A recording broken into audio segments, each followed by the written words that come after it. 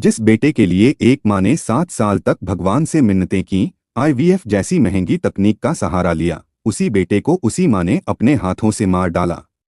क्यों? कैसी मजबूरी थी जो ममता हार गई और एक मासूम की जिंदगी खत्म हो गई। यह सिर्फ एक हत्या नहीं बल्कि एक रिश्ते का टूटना है, एक माँ का वो फैसला जो रोंगटे खड़े कर देगा। आपको इस वीडियो में पूरी सच्चाई बताने वाला हूँ। नमस्कार दोस्तों, मैं विनय कुमार। तो चलिए इस कहानी की शुरुआत करते हैं। दरअसल इस महिला का नाम अलका जैन है और यह मध्य प्रदेश के गुना जिले की रहने वाली है।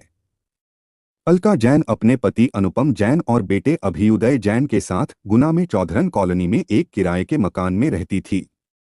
अनुपम जैन एक निजी बैंक में ऑडिटर के पद पर काम करते हैं और हाल ही में उनकी तैनाती भोपाल में हुई थी और यह वहीं भोपाल में सेटल होने की तैयारी कर रहे थे।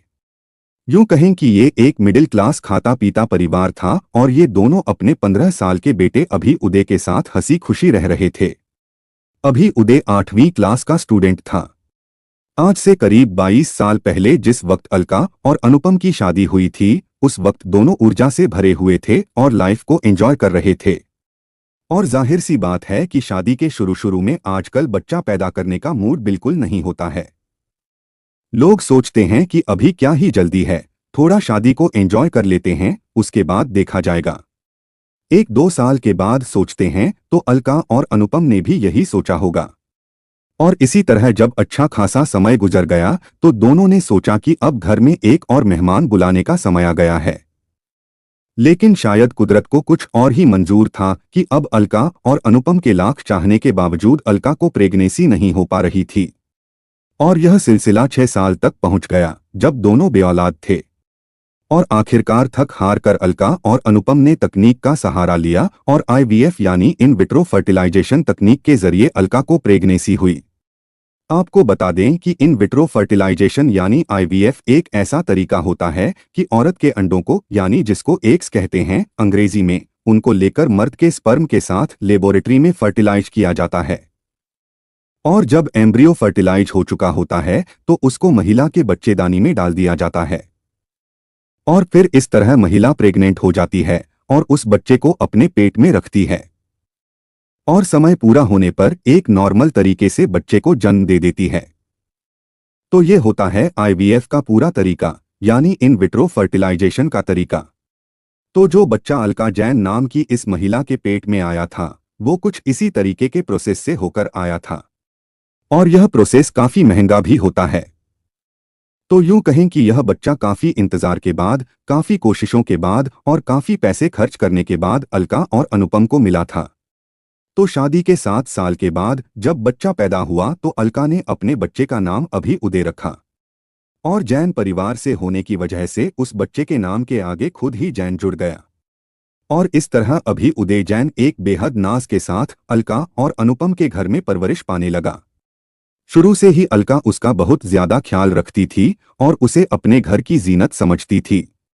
जाहिर सी बात है, इतनी मेहनतों के बाद, उतनी कोशिशों के बाद जो पैदा हुआ था। अब धीरे धीरे अभियुदय बड़ा होने लगा था और माँ के बेहद करीब होने की वजह से वह माँ के साथ ही ज्यादा समय गुजारता था। यहाँ तक कि अलका सोशल मीडिया पर बहुत ज्यादा रील बनाना पसंद करती थी।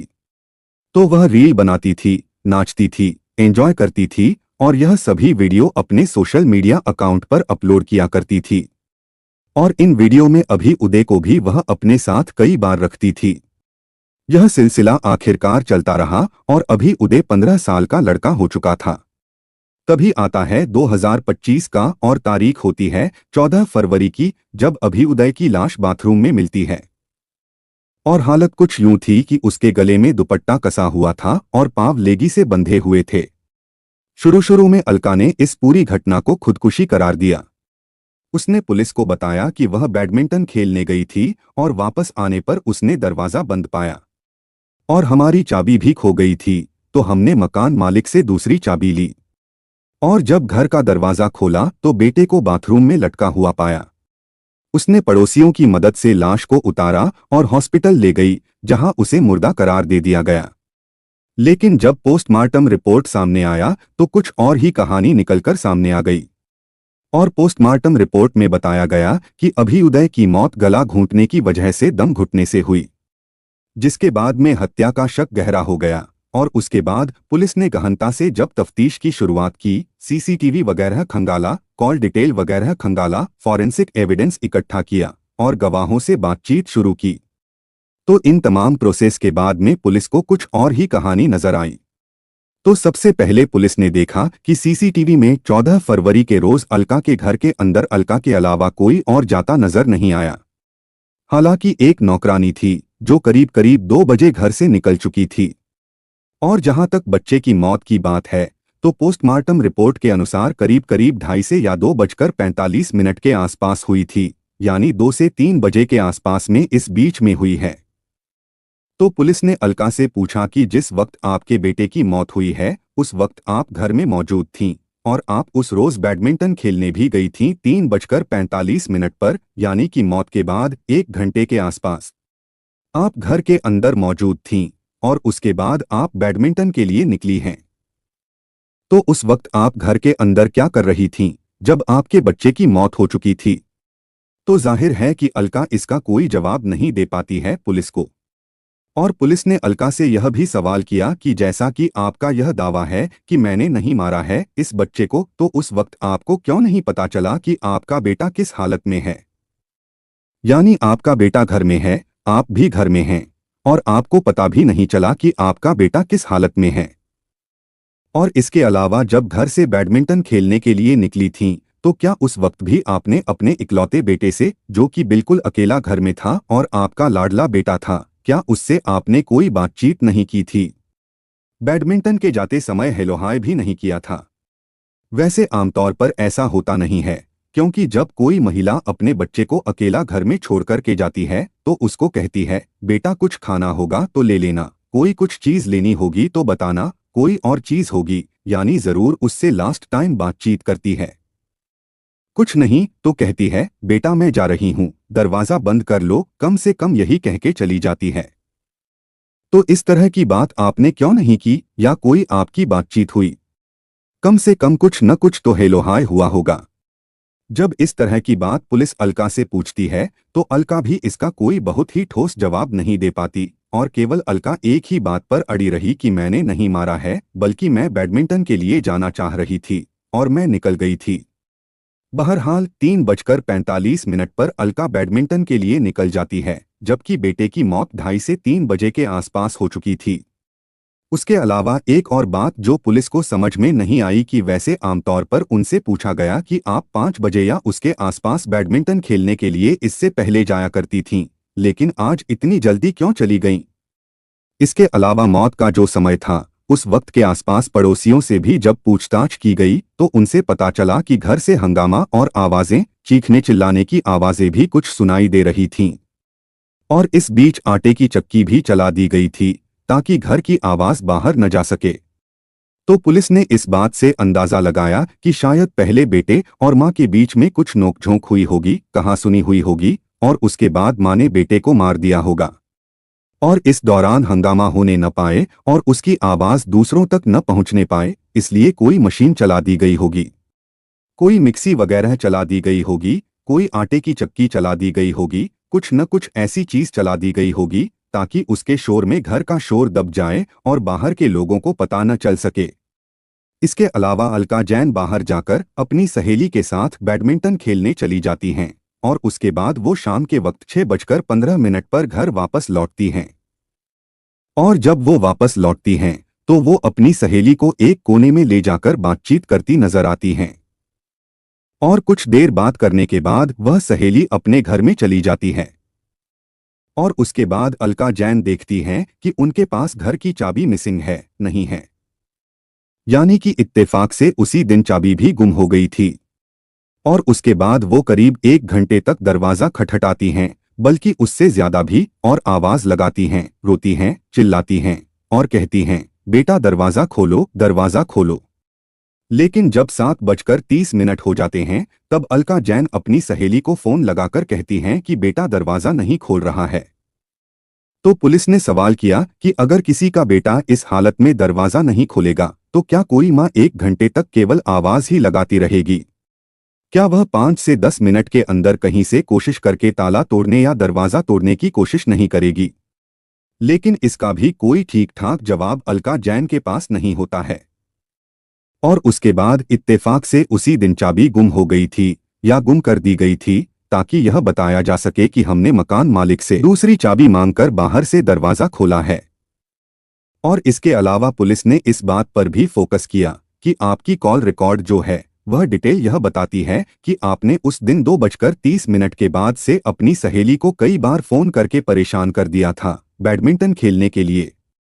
तो आपको उस दिन इतनी भी क्या जल्दी थी और इतनी बार फोन करने की क्या जरूरत पड़ गई?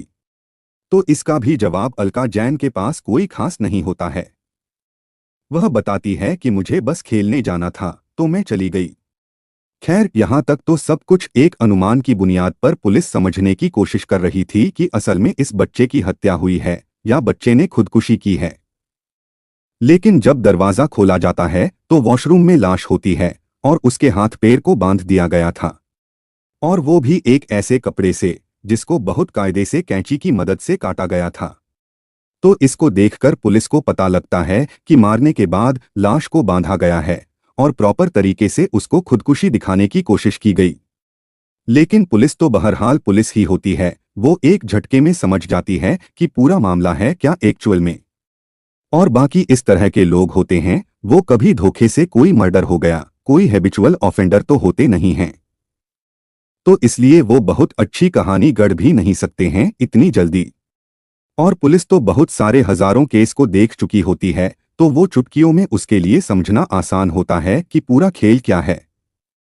लेकिन बहरहाल इन तमाम हालात में सारे सबूत को पेश करना, इकट्ठा करना और उसको कोर्ट में ले जाकर के केस को साबित करना, यह पुलिस की जिम्मेदारी होती है। चार्जशीट में तमाम चीजें जब लिखी जाती हैं तो जाहिर है कि पुलिस उस एंगल से भी चीजों को तहकीकात करती है, तलाश करती है। और जब बातचीत कर रही थी पुलिस, तो पुलिस ने आखिर में जो बात कही वो अलका को और भी ज्यादा असहज कर देती है। दरअसल पुलिस पूछती है कि आपने बेटे के गले से हॉस्पिटल ले जाते समय क्या चीज निकाली थी? तो अलका ने कहा कि मैंने कोई चीज नहीं निकाली थी। तब पुलिस बताती है कि आपने बेटे के गले से चेन विपुल की है और इसी चेन से आपने गला घोंटकर मारा है। इतना सुनकर अलका सहम जाती है। लेकिन इन तमाम बातों के बावजूद, कम से कम 5-6-7 पॉइंट्स गिनाने के बावजूद, बहुत ही लॉजिकल तरीके से पुलिस ने बताया, उसके बावजूद एक ही बात पर अलका अड़ी रहती है कि मैंने अपने बेटे को नहीं मारा है। लेकिन पुलिस ने पाया कि बाथरूम में तौलिया टांगने की जगह से खुदकुशी मुमकिन नहीं थी। गले पर निशान था और दुपट्टे को जिस तरीके से काटा गया था, यह बताता है कि प्रॉपर तरीके से टाइम लेकर काटा गया है। और इसके अलावा एक बात यह भी है कि मां बेटे का झगड़ा हुआ था। तफ्तीश में पता चला कि अभ्युदय अपनी मां को उनकी जिंदगी के तौर तरीकों को लेकर के बहुत ज्यादा सहज महसूस नहीं करता था। उनके कपड़े को लेकर, उनके पहनावे को लेकर, जैसे कि बिंदी लगाने, कपड़ों के इंतखाब, कपड़ों के सिलेक्शन और उसके सिलसिले में वो टोकटाक करता था। क्योंकि जाहिर है वो भी बड़ा हो रहा था, तो तमाम चीजें उसको भी शायद अनकंफर्टेबल फील कर रही थी, जिसकी वजह से दोनों में अक्सर झगड़े भी होते रहते थे। इन एविडेंस की बुनियाद पर पुलिस ने अलका जैन को आखिरकार 8 मार्च 2025 को गिरफ्तार कर लिया और उन्हें अदालत में पेश किया गया, जहां से उन्हें जेल भेज दिया गया। पुलिस ने रिमांड मांगने की बात भी की ताकि कत्ल के पीछे की असल वजह का पता लगाया जा सके। तो कत्ल की वजह पुलिस के बताने के अनुसार कुछ यूं बनी कि अभ्युदय और अलका के दरमियान 14 फरवरी को किसी बात पर झगड़ा हुआ। गुस्से में अलका ने बेटे का गला घोंट दिया और फिर उसे खुदकुशी का रंग देने की कोशिश की। इसको अगर खुलासे में देखेंगे तो कुछ इस तरह से खुलासा बनता है। और उसने लाश को दुपट्टे से लटका दिया, पाव लेगी से बांध दिया और उसके बाद वो बैडमिंटन खेलने चली गई ताकि अपने मौजूद न होने का बहाना बना सके। लेकिन सीसीटीवी वीडियो ने पूरी पोल खोलकर रख दी। और उधर सहेली को जल्दी से बैडमिंटन खेलने के लिए जाने के लिए बार बार फोन करना, यह सभी कुछ मां के खिलाफ ही जा रहा था। तो इसी बुनियाद पर पुलिस ने अलका जैन को ही अपने बेटे का कातिल माना है और उन्हें जेल में भी डाल दिया है।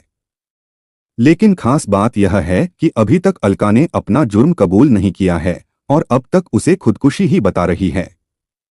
वहीं अलका के पति अनुपम जैन ने कहा है कि उनकी बीवी ऐसा नहीं कर सकती है। अनुपम जैन ने निष्पक्ष जांच की मांग की है और कहा है कि उनका परिवार तबाह हो गया है। तो अभी तक पुलिस कत्ल के पीछे की वजह समझने की कोशिश कर रही है और यह भी जानने की कोशिश कर रही है कि क्या कोई और भी इसमें शामिल है या फिर अलका जैन इस पूरे केस में अकेली हैं। और फिलहाल मामला कोर्ट में जा चुका है और अलका जैन को जुडिशियल कस्टडी में रखा गया है। मां का प्यार सबसे बड़ा होता है, लेकिन जब गुस्सा, तनाव या गलत फैसले उस प्यार पर हावी हो जाएं, तो अंजाम दिल दहला सकता है। गुना की इस घटना ने दिखाया कि एक पल का गुस्सा जिंदगी भर का पछतावा बन सकता है। हमारा मकसद इस कहानी को सुनाकर आपको सतर्क करना है। अपने रिश्तों में संवाद बनाए रखें, तनाव को नजरअंदाज न करें और सही वक्त पर मदद लें। अगर ऐसी सच्ची कहानियां और समाज को आईना दिखाने वाली स्टोरीज देखना चाहते हैं तो हमारे चैनल क्राइम स्टोरी को लाइक करें, सब्सक्राइब करें और वीडियो को शेयर करें ताकि यह मैसेज ज्यादा से ज्यादा लोगों तक पहुंचे।